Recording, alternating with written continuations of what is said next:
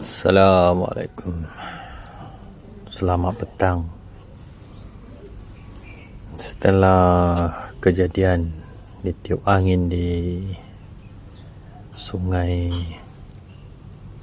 kat Perak atau sungai apa, Sungai Setiawan, waktu tu berangin lah, ada ombak sikit.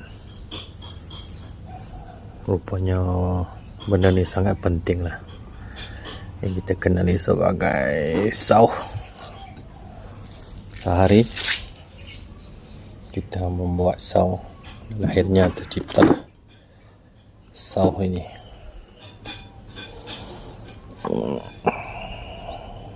Boleh menahan lah, sesuai untuk bot-bot kecil.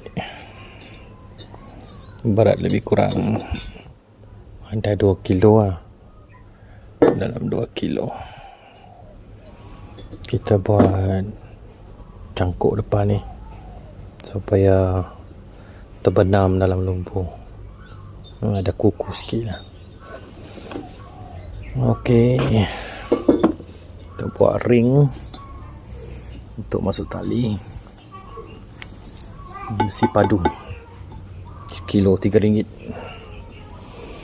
Okey, siapa nak komen boleh komen. Terima kasih. Assalamualaikum.